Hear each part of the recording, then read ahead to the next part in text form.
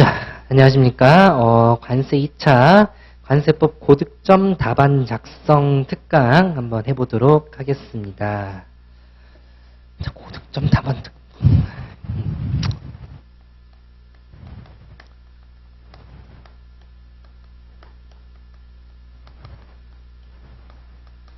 네, 저는 김하늘 관세사이고요. 합격의 법학원 1차, 2차 관세법 맡고 있습니다.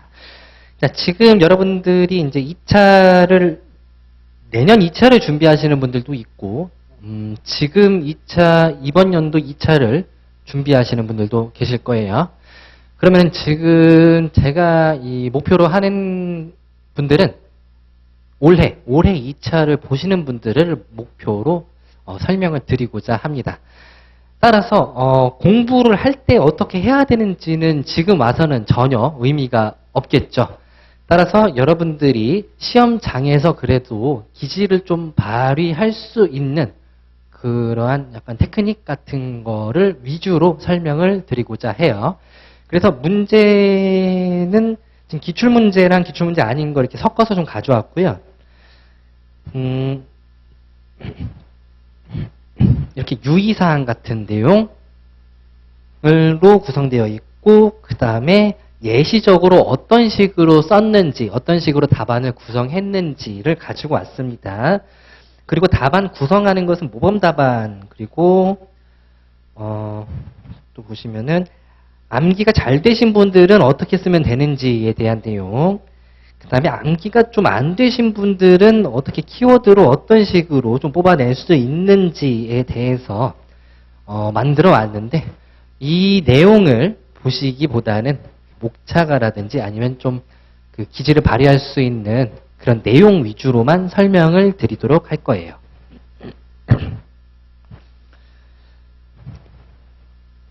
자, 문제가 나오게 됐을 때 내가 아는 문제가 나올 수도 있고 내가 모르는 문제가 나올 수가 있어요. 근데 내가 아는 문제가 나오게 된다면 문제가 없고, 내가 모르는 문제가 나와도 문제가 없겠죠. 그냥 못 쓰니까. 근데 만약에 내가 아는 문제가 이렇게 약간 변형돼서 나왔다 라고 했을 때 나는 어떠한 방식으로 이 문제를 써 내려갈 것인가를 고민해 볼 필요가 있겠습니다. 예를 들어서 여러분들이 어떤 두 가지 제도를 알고 계실 거예요. 이건 굉장히 기본적인 내용이기 때문에 당연히 알고 있어야 되는 내용이죠. 근데 수입신고 수리점 반출 제도라는 것이 있고, 수입신고점 물품의 반출 제도라는 것에 비교 설명하는 내용이 있습니다.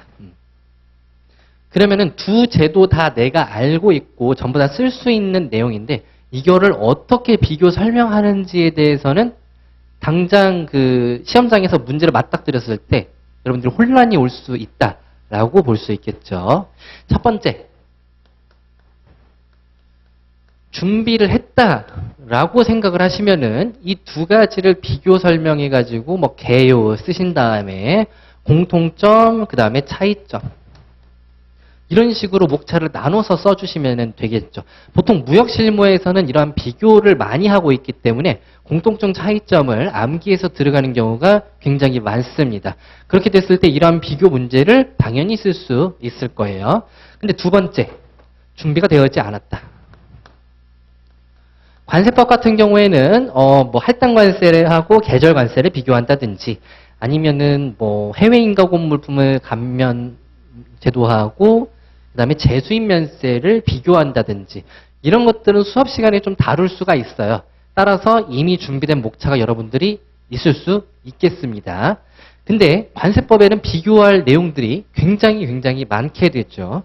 따라서 준비가 안 돼 있는 상태에서 비교 문제를 맞닥뜨릴 가능성이 상당히 많다라고 볼 수 있겠어요. 이럴 때는 여러분들이 공통점 차이점으로 썼을 때, 공통점 차이점으로 답안을 구성했을 때,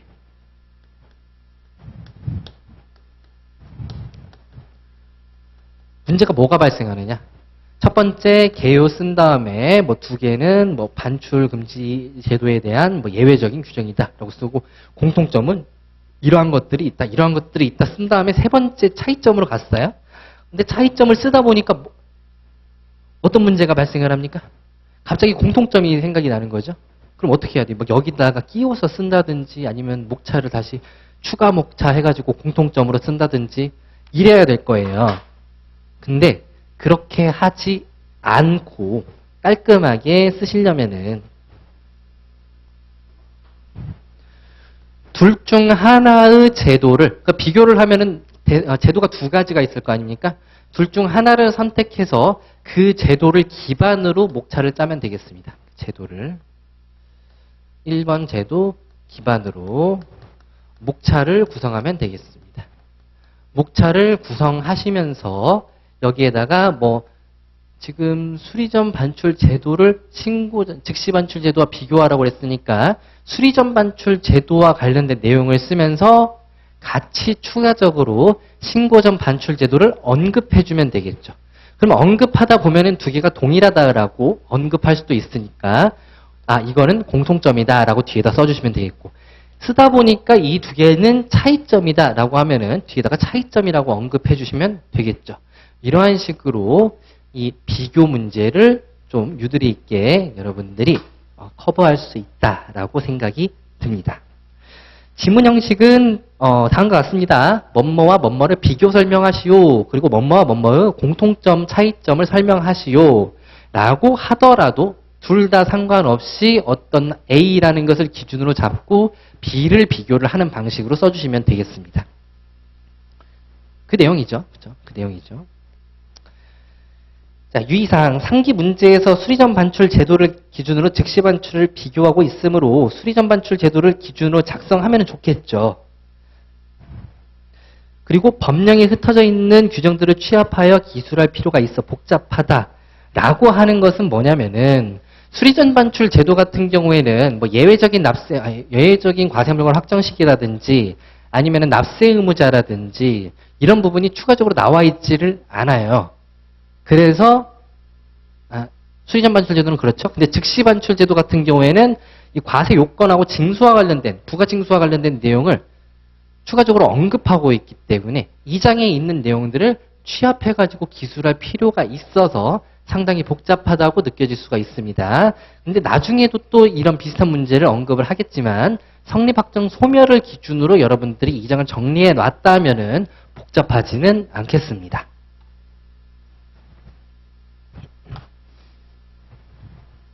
그래서 예시는 다음과 같이 써놨죠. 뭐 개요, 뭐 반출 특례라고 되어 있고 반출 절차 이렇게 되어 있는데 수리점 반출하려는 자는 뭐 승인을 받아야 된다. 즉시 반출하는 자는 뭐 신고를 해야 된다.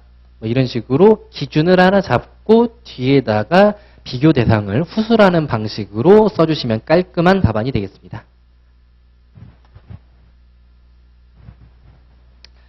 자, 그 다음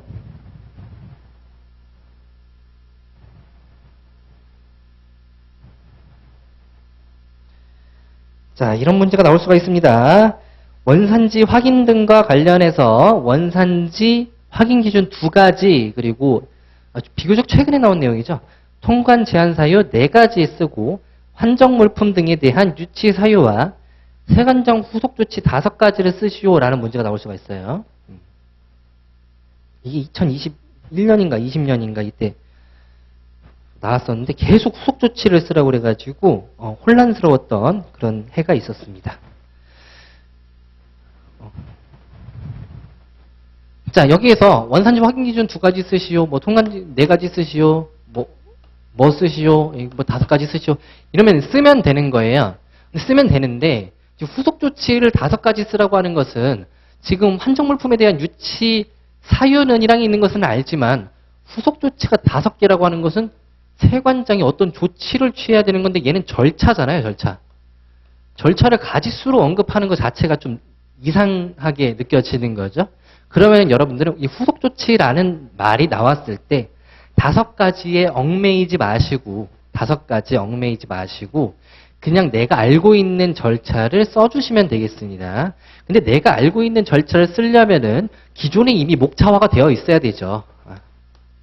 공부할 때 기존에 이미 목차화가 되어 있어야지 이 후속 조치에 대한 5가지를 쓸 수 있겠습니다. 자, 첫 번째 유의사항은 이 후속 조치에 대해서 5가지를 쓸 때 가지에 얽매이지 말자라는 내용이고요. 이러한 내용을 쓰려면은 이미 목차화를 해놔야 된다라고 보시면 되겠습니다.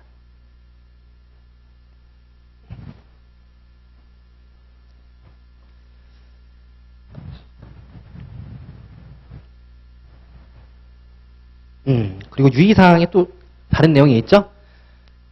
개수에 대한 구분이 일치하지 않는 경우가 있습니다. 대표적으로 이제 뭐 가산세, 부가 사유 8가지에 대해서 쓰시오 이랬을 때는 출제자하고 이제 답안 작성 개수가 일치하지가 않죠? 그러니까 내가 알고 있는 거 그냥 다 써주시면 되겠습니다. 몇 가지 쓰고, 3가지 쓰고 치워야겠다. 이렇게 생각하시면 안 되겠죠.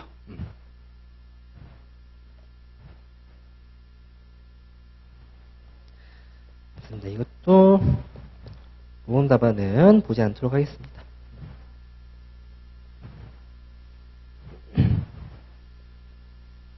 조금만요.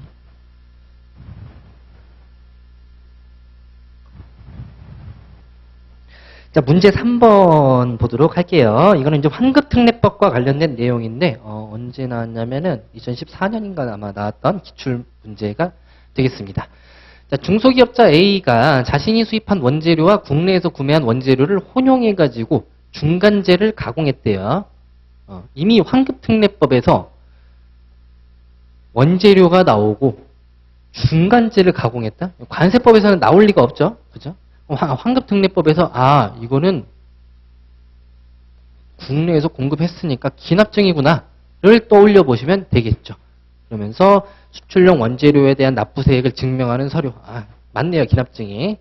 발급 절차와 해당 납부세액을 계산하는 방법을 설명하시오. 이거 말고 이제 번칙 쪽에서 간접적으로 물어보는 형식의 사례형 문제가 나왔는데 이 정도 가지고 사례형 문제라고 하기에는 좀 어렵다고 볼 수가 있죠. 얘는 특정 제도를 간접적으로 물어봤다 라고 보시면 되겠습니다. 간접적으로 물어봤다. 근데 만약에 이거 말고 좀 방대한 양의 사례형 문제가 나왔을 때 어떻게 처리를 해야 되는지를 알려드리도록 할게요. 지문 형식은 사실관계를 적시한 다음에 그 사실관계에 적용할 수 있는 법령이 무엇인지를 묻는 문제가 되겠습니다. 여기에서 언급하고 있는 사실관계라고 하는 것은 이게 전부 다 사실관계죠. 그렇죠? 공급하였다. 요 두 번째 줄까지가 사실관계가 되겠습니다. 그러면은 법을 해석해가지고 이러한 사실관계를 해석한 다음에 거기에 적용할 법령을 뽑아내면 되겠죠. 자, 그 다음에 작성 방법은 사례형 문제 같은 경우에는 예전에 10점짜리 문제로 나왔을 때 이렇게 단순 기술형으로 나올 수가 있었지만 다른 시험에서의 사례형 문제들은 그냥 기본적인 내용을 언급을 하고 예를 들어 조사와 관련된 관세법 제5장에 있는 내용이 나오게 된다? 그러면은 뭐 사전 통지에 대해서 쓰시오, 결과 통지에 대해서 쓰시오, 그 다음에 과세전 통지에 대해서 쓰시오, 그 다음에 사례에서 묻는 바에 따라 뭐 세관장의 처분에 대해서 위법한 행위가 무엇인지 쓰시오. 뭐 이런 식으로 마지막에 사례에 대한 질문을 던져주고 그 위에는 되게 기본적인 내용을 언급을 해준다는 거죠. 그러니까 사례를 먼저 읽어보시기보다는 단순 기술할 수 있는 내용이 있는지 먼저 파악을 해주셔야 되겠습니다.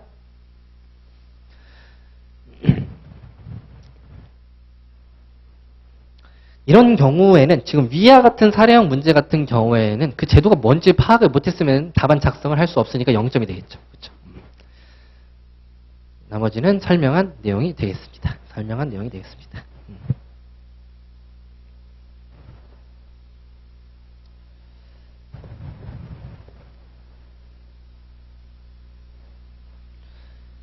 자, 그 다음 문제 4번. 아까 즉시반출 신고와 관련된 내용하고도 어느 정도 관련이 있는 내용입니다. 그리고 실제 2022년도인가요? 1년도인가요? 나왔었죠. 보세건설장에서 건설이 완료된 물품을 수리 전에 가동한 경우에 관세 부가징수에 대해서 언급하시오라는 문제가 한번 나왔었습니다. 그거와 비슷한 문제가 또 나올 수가 있어요. 하나의 유형이라고 보시면 되겠죠. 보세운송 기간 내에 완료하지 못한 경우 관세의 징수에 대해서 설명하시오라는 문제가 나왔습니다. 만약에. 이건 이제 절차를 네가 아느냐라는 물음이죠. 아니, 문제이죠. 절차를 네가 알고 있느냐. 자, 이런 문제는 어디서 파생되냐? 16조 예외적인 과세물건 확정 시기. 시기에 있는 각 호. 11호는 안 나오겠죠? 11호는 안 나오겠지만 1호부터 10호까지에 있는 내용들을 언급을 하면서 이거와 관련해서 부가 징수해보세요. 라는 식으로 나올 수가 있습니다. 이게 바로 그런 문제가 되겠죠. 자, 이런 절차형 문제는 예외적인 과세물건 확정 시기 특별 납세 의무자에 해당하는 경우가 되겠습니다. 예외적인 과세물건 확정 시기를 사례로 언급하고 그에 따른 관세 징수 방법을 질문하는 내용이 되겠습니다. 최근에 나온 내용이죠. 최근에 나온 유형입니다. 자, 작성 방법은 관세법 2장 1절, 2절의 내용 중 제척기간, 그 다음에 5절의 부가고지를 순차적으로 기술해 주시면 되겠습니다. 그러니까 아까 언급을 했듯이 그 첫 번째 문제에서 언급을 했듯이 예외적인 과세물건 확정 시기가 있어요. 그럼 이거는 뭐냐? 즉 수입 사실이 발생했다라는 거죠. 그러니까 수입 물품에는 관세를 부과하니까 이것은 수입품이기 때문에 관세를 부과 징수해야 되는 것이죠. 이것을 구체적인 절차를 어떻게 언급을 하느냐. 여러분들이 수업할 때 배웠던 납세 의무의 성립, 확정, 소멸까지는 안 가도 되겠죠. 소멸까지는. 어제 납부를 하면 소멸이 되니까. 소멸을 언급하지 않는 이상은 소멸까지는 안 가도 되겠습니다. 이 두 가지를 기준으로 써주시면 되겠죠. 자, 성립에는 몇 가지가 있으니까 네 가지가 있잖아요. 그죠? 네 가지가. 과세 물건, 지금 강의하는 시간이 아니죠. 과세 물건 확정 시기, 그 다음에 과세 표준, 그 다음에 적용 환율, 세 번째 세율하고 적용 법령, 납세 의무자. 그러면 이 네 가지를 전부 다 언급을 해주면서 이로 인해서 성립이 됐다라고 하시고, 그 다음에 소멸 중에서 21조 제척기간이 있죠? 제척기간? 왜 제척기간을 언급해야 됩니까? 지금 성립이 된 물건이 뭐예요? 예외적인 과세물건 확정 시기에 해당해서 성립이 된 거죠. 그러한 것에 대해서 확정을 하려면 신고납부 방식으로는 안 될 거 아닙니까? 그러니까 부가고지 방식으로 되죠. 그럼 세관장이 관세를 부과할 수 있는 시기가 언제입니까? 바로 제척기간에 나와 있겠죠. 관세를 부과할 수 있는 날부터 5년이 지나면 더 이상 관세를 부과할 수 없다라고 언급이 되어 있는데, 관세를 부과할 수 있는 날이라는 함은 각 법제 16조 각 호에 해당하는 사실이 발생한 때가 되겠죠. 그 날의 다음 날. 그래서 그 날의 다음 날이라는 부과 시기를 언급을 해주고 뒤에다가 부가고지를 언급해주면 되겠죠. 그러면서 납부고지서 언급해주고 고지서 언급해주고 해주면 되겠죠. 그렇게 해서 여러분들이 이러한 예외적인 과세물건 확정 시기와 관련해서 징수와 관련된 내용이 나온다. 그러면은 성립과 확정을 써주시면 되겠습니다. 그 사이에 소멸과 관련돼서 제척 기간을 부과할 수 있는 날이라고 써주시면 되겠죠. 자, 그리고 이러한 답안을 작성하실 때 납세 의무의 확정순으로 작성하는 것을 권고드리고요. 생각이 안 나면 어쩔 수 없죠. 마음대로 써야 되겠죠. 그리고 16조 각 호에서 허가 승인 등의 신고 등과 그 외의 조문에 있는 사실이라는 단어를 좀 구분해서 기술해 주시면 좋겠습니다. 이 말이 뭐냐? 16조에는 예를 들어서 143조에 따라서 관세를 징수하는 물품의 경우 해당 성경품의 허가를 받은 때의 성질과 수량에 따라서 관세를 부과하잖아요. 수량에 따라서 관세를 부과한다. 그러면서 이제 적용 법령 부분을 보시면은 16조 각 호에 해당하면은 뒤에 적용 법령 시기가 언제냐? 해당 사실이 발생한 때예요. 해당 사실이 발생한 때. 그러면 이렇게 해당 사실이 발생한 때라고 안 쓰시고 만약에 허가를 받은 때 이렇게 써버리면은 틀린 답안이 될 수 있다는 거죠. 저는 이 허가를 받은 때는 사실이 발생한 때가 아니고요. 제가 제가 수업 시간에 알려드린 거는 해당 143조에 따라서 그런 허가받은 내용대로 하역하지 아니하는 때, 그때가 바로 그 사실이 발생한 때라고 여러분들한테 알려드리고 있어요. 근데 만약에 여러분들이 여기를 허가라고 그냥 써버리게 되면은 만약에 교수님이 허가받은 때가 아닌데 사실이 발생하는 때인데 이렇게 생각을 할 수도 있잖아요. 그렇기 때문에 법에 있는 문구를 그대로 쓰셔가지고 그 리스크를 좀 줄여주시면은 괜찮겠습니다. 그리고 제척기간 관세를 부과할 수 있는 때 그때도 16조에 따른 해당 사실이 발생한 날의 다음 날부터 관세를 부과할 수 있다. 이렇게 언급이 되어 있는데 굳이 여기에다가 해당 허가를 받은 때 이렇게 써버리면은 리스크가 있다라고 볼 수가 있겠죠. 그렇죠?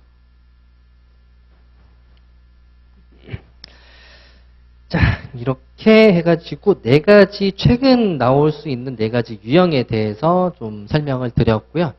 나머지 유형 같은 경우에는 그냥 단순 기술형으로 뭘 쓰시오 뭐 이렇게 나올 수가 있는데 그런 문제 같은 경우에는 별도의 요령이 존재하지는 않겠죠. 네, 그렇기 때문에 그 내용은 빼고 나머지 내용을 설명을 드려봤습니다. 자, 이것으로 마무리하도록 하고요. 다음에 이제 6월 2일인가 제가 이거 유튜브 특강이 있어요. 찍기 특강이 있는데 한번 잘 찍어보도록 하겠습니다. 자, 감사합니다.